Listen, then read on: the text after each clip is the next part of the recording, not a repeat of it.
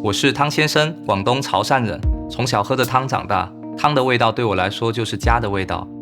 秋天气候干燥，饮食上以滋阴润肺为主。今天我们会用莲藕为主食材，给大家做2款汤。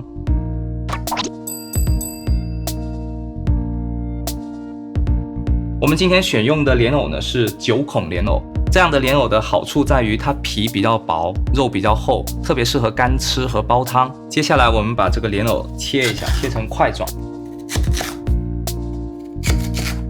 切好的莲藕我们可以把它泡在冷水里，一方面是去除藕里面的淤泥，另一方面是防止氧化。我们现在来做第1款的咸汤，9孔莲藕墨鱼龙骨汤。那这款汤我们会用到墨鱼干和瑶柱，我们都需要提前泡发好4到5个小时。由于这2个食材都是盐度非常高的一种海货，所以我们需要用1比200左右的盐水去泡发和清洗，更容易让它的鲜味给提取出来。墨鱼干表面是有一层黑色的皮，我们要将这个黑色皮给撕掉。那里面有一块骨头，这块骨头是可以入汤的。我们将墨鱼干切成条状备用。处理完墨鱼和干贝之后呢，我们开始对龙骨进行焯水。我们焯水一般是用冷水，因为这样子的话，它会把血迹都去得比较干净，最后煲出来的汤色会比较清亮一点点。加入2片姜片。好，我们看到已经沸腾了，可以把火关掉，把表层的浮沫撇掉一些。然后我们将焯好水的龙骨捞出备用。可以用冷水去冲洗一下，把表层的一些杂质再冲掉，并且冷热一碰，它会让这个肉质更加有弹性。我们接下来开始煮汤，首先取一个砂锅，放入龙骨，把刚从冷水里面泡好的藕片、墨鱼干、泡好的干贝。干贝呢是广东煲汤最常见的一种海货，主要是为了增加整个汤的一个鲜味。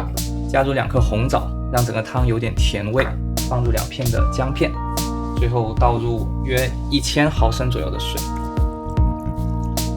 我们将水漫过食材就可以了。开大火，我们看到汤已经沸腾了，这时候我们把表层的一些浮沫撇掉。撇干净后，我们可以把它大火转小火，盖上锅盖。这时候我们需要小火炖煮大概2个小时的时间。2个小时，我们揭盖，根据个人的口味加入些许的盐巴，这样一碗汤就好了。这款9孔莲藕墨鱼龙骨汤不仅非常适合秋天的滋阴润肺，还非常的补精气，经常喝会精力十足哦。第2款汤呢，我们会用莲藕和芋头来做一款甜汤，会用到荔浦的芋头。荔浦的芋头呢，个头都一般比较大，口感会比较黏糯，比较适合我们这样做一款甜汤。芋头一定要蒸熟了才能吃，否则它其实从食物上是有一点点毒性的。我们将芋头处理好，放到一边。接下来我们将9孔莲藕同样的切成块状，我们还可以把它切得更细一点点，有利于我们在蒸的时候更加容易熟透，节约时间。好，我们取一个蒸笼，将我们刚刚已经切好的莲藕和芋头放进去。我们需要等到它上气之后计时1个小时。我们将火关掉，揭开盖子。这个时候你会闻到一股非常天然的谷物的香味。我们用筷子戳一下这个芋头，轻轻一戳它就已经断掉了，这证明它已经熟透了。然后我们取一个破壁机，留下一些芋头，剩下的我们会全部放进去。